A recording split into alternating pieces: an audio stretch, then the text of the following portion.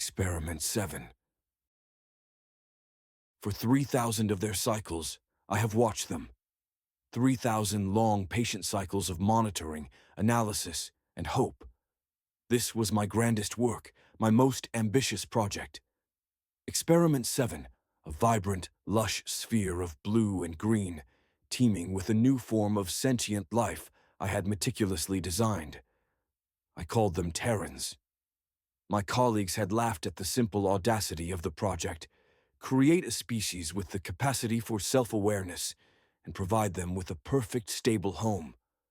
The hypothesis was that, given ideal conditions, they would thrive, evolve, and become a harmonious society, a testament to intelligent design. My vessel, the Luminara, hummed softly as I entered the outer atmosphere. The final approach to a completed experiment is always the most thrilling part. It's the moment of truth, when all the theoretical data gives way to tangible reality. I had anticipated a triumphant entry. I had imagined their great spires of knowledge touching the sky, their communal gardens overflowing with sustenance, their voices singing in unison from pole to pole. Instead, the first thing I registered was a deviation in the thermal signature of the upper atmosphere. A subtle but distinct heat spike. Odd. I adjusted my sensors. The atmospheric balance, once a perfect nitrogen and 21% oxygen, was now tainted with an array of exotic pollutants. My core processor flagged the data in disbelief. I checked the atmospheric processors I had seeded in their earliest days. They were offline, their crystalline structures shattered and inert. As the Luminara descended, the visual data came into focus. The blues of the oceans were no longer a uniform cerulean. Great swirling gyres of sludge and debris stained their surfaces like deep, ugly bruises. The greens of the land, once a sprawling, interconnected tapestry of verdant forests, were scarred with vast, brown patches of deforestation. The vital river systems, which I had designed to act as the planet's circulatory system, were now murky, slow-moving lines of waste, choked off by the refuse of their own progress. My sensors detected no grand spires. Instead, they found settlements that were clustered and fortified, surrounded by high walls and electric fields. They were not built to connect, but to separate. The energy signatures I was now reading weren't from communal networks or unified grids. They were sharp, focused pulses of power, concentrated in a way that could only indicate one thing: conflict. They were creating tools to harm one another. I landed the Luminara in a quiet valley, one I had specifically chosen for its natural beauty and isolation during the final planning stages of the experiment. The air here, at least, was still breathable, though it carried a metallic tang I did not recognize. The ground beneath my feet felt hard and barren, not the soft, rich soil I had left them with. I activated my personal cloak and walked, a silent witness to my own failure. I saw a group of Terrans gathered around a small device, shouting at each other. Their faces were flushed with anger, and their voices were sharp and grating. I observed their interactions. They were bickering over a minuscule amount of a precious metal, a resource I had made plentiful for all.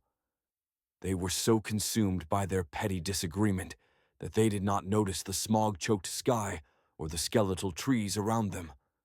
Further on, I found one of the relics I had left behind. It was a crystalline data obelisk, the first of its kind. Engraved on its face were the primary instructions: share, cooperate, and protect. It was a simple guide for the experiment's first phase. The obelisk was cracked and scorched. Someone had tried to smash it. I saw their cities, great towers of metal and glass, but they were not glorious. They were monuments to excess, towering over slums of poverty and decay. I saw them use their knowledge to create wondrous things, to soar through the skies in sleek vessels, to communicate across vast distances. But they used these inventions not to better their society, but to further their own interests, to wage wars, and to take what they desired.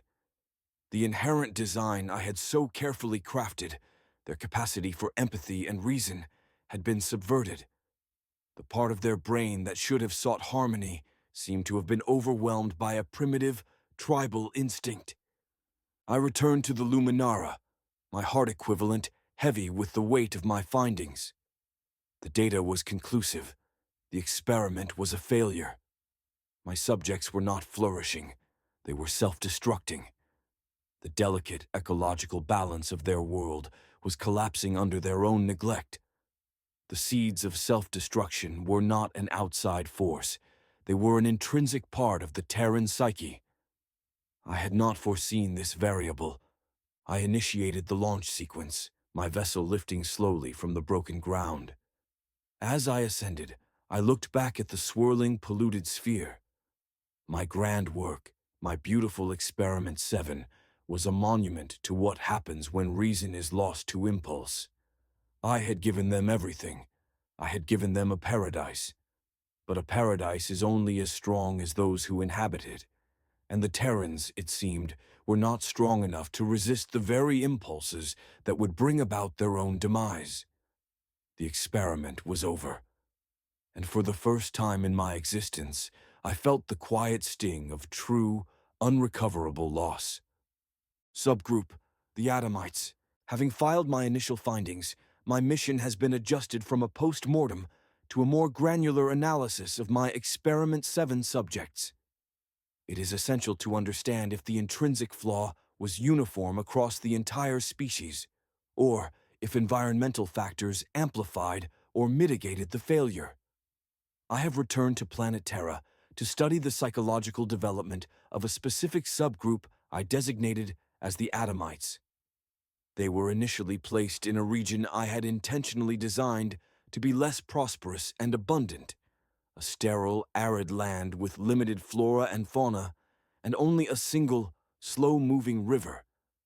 My hypothesis was that these challenging conditions would force them to develop resilience, cooperation, and innovation on a level far greater than their counterparts in the lush, abundant regions. I believed scarcity would inspire them to value and protect what they had, to work together to survive. The data I have collected suggests the opposite. The scarcity did not forge a more perfect society. It simply honed the base, aggressive instincts I observed in all Terrans to a sharper, more brutal edge. Psychological and cultural deviations. My initial study confirmed a psychological model of hypervigilance and extreme tribalism. Every action, every decision, was filtered through a lens of suspicion and survival. In-group cohesion. The Adamites developed an almost telepathic level of cohesion within their immediate community. Their social hierarchies were rigid, and their rituals were designed to enforce an absolute trust of one another. To an outside observer, their bonds would appear incredibly strong. Outgroup hostility. This internal cohesion, however, was in direct proportion to their external hostility. They did not see other groups of Terrans as peers or even rivals, but as resources to be exploited. Their every interaction with other clans, even those who shared their language and genetics, was prefaced by an assumption of threat. Innovation of conflict, while the more prosperous Terrans developed technology for convenience and entertainment, the Adamites' technology was solely focused on conflict. Their tools were sharper, their hunting methods more cunning, and their defensive fortifications more complex. They perfected the art of strategic violence. Their great legends were not of scientific discovery or artistic beauty, but of triumphs in battle and cunning deceptions. Austerity as virtue. Their culture revered hardship. The Adamites learned to derive a sense of virtue from their suffering. They viewed the lush, abundant lands and the Terrans who inhabited them with a mix of disdain and envy. They saw the other group's complacency as a weakness, a fatal flaw that would, in time, lead to their downfall. The flaw amplified. I now understand that the variable I had not foreseen was not the environment, but the inherent Terran psyche itself. My experiment was fundamentally flawed. I had placed my bet on the wrong variable. The lush environment allowed the Terran's intrinsic selfishness to metastasize slowly, masked by the abundance of resources. The scarcity of the Adamites' home, however, did not temper this flaw. It accelerated it, creating a society that was hyper-focused, efficient, and ultimately a more perfected instrument of its own failure. The Adamites did not fall due to carelessness or neglect, but through a calculated, deliberate, and relentless embrace of their own demise. They were the distilled essence of what was wrong with the Terran experiment. Log entry: the Orites and the genesis of conflict. I have expanded my analysis to include the Orites, a group of Terrans who settled in one of the most abundant regions of Experiment 7, a vast, fertile valley with an interconnected series of pure rivers. Unlike the Adamites, the Orites thrived on balance and harmony. Their society was a marvel of ecological stewardship. They understood the delicate give and take of their environment, seeing it not as a resource to be consumed, but as a living entity to be nurtured. Their customs were a reflection of this core belief.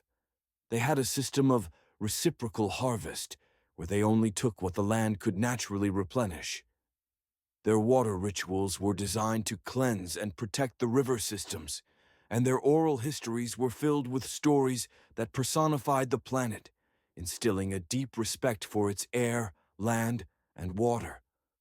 While they were open to sharing, they did have rules, sacred to their existence, that prohibited actions that would upset the ecological equilibrium.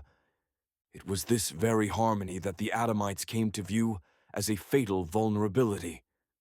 To the Adamites, the Orites' abundance was a sign of naivete and weakness. The Adamites had learned that survival meant taking what was needed, regardless of cost. The Orites, by contrast, were seen as complacent and unprepared for the harsh realities of existence that the Adamites had endured. They viewed the Orites' rituals of conservation as foolish self-denial. The conflict was inevitable. It did not begin with a lack of resources, but with a clash of philosophies.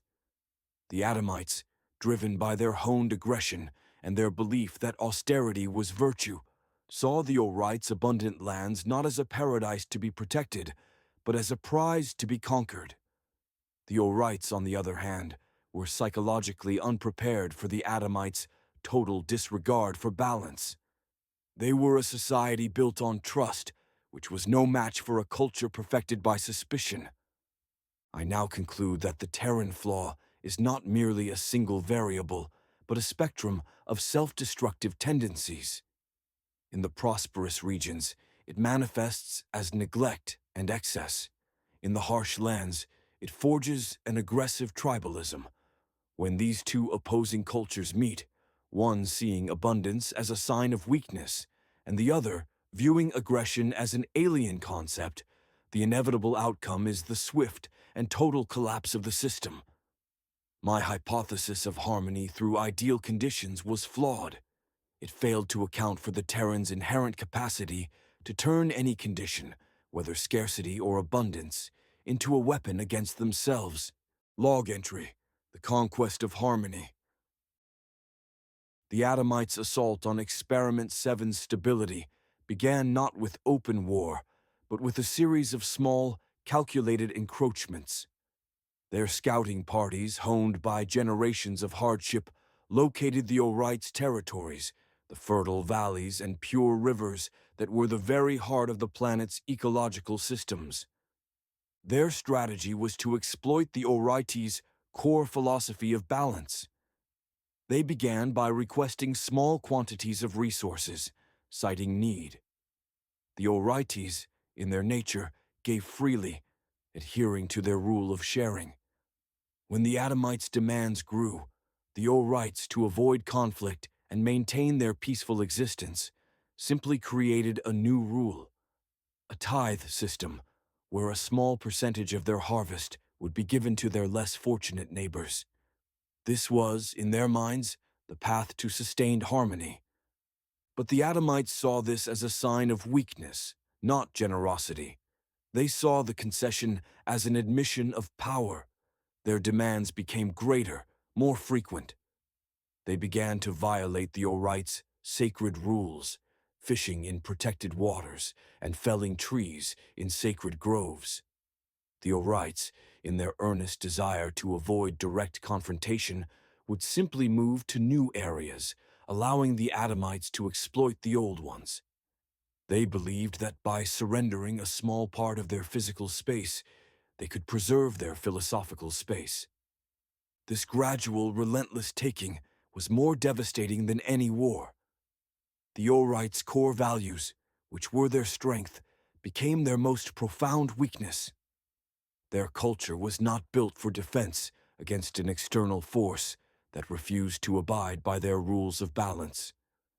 Their concession after concession led to a slow, incremental, and ultimately total loss of their home. The conquest was not a violent event, but a cultural one. The Adamites' presence and their relentless exploitation forced the Orites to abandon their most fundamental beliefs in order to survive. They could no longer practice reciprocal harvest because the land was overfarmed. They could no longer protect the rivers because the Adamites' waste fouled the water upstream. Eventually, the Orites were not conquered on a battlefield, but simply absorbed into the Adamites' worldview, becoming a subjugated class of laborers in their own homeland, forced to work for the very people who had ruined their way of life. The Terran flaw, in its most insidious form, had consumed the Orites from the inside out, turning their harmony into an engine of their own demise. Log entry: the final collapse. With the Orites' harmony replaced by the Adamites' philosophy of taking, the final irreversible decline of Experiment 7 began. Their culture, which had been perfected by scarcity and conflict, was fundamentally unequipped to manage abundance. They did not know how to cultivate, only to harvest. They did not know how to build, only to seize. Their rule over the once abundant lands of the Orites became a model for their global governance. Instead of fostering the planet's systems, they began to systematically exploit them. Their obsession with progress became a race to extract every last resource without any thought for long-term consequences. The ecological death spiral. The rivers of the Orites' lands became a focal point of their ruin. The Adamites, seeing the rivers as a source of energy and a dump for their industrial waste, choked them with pollutants.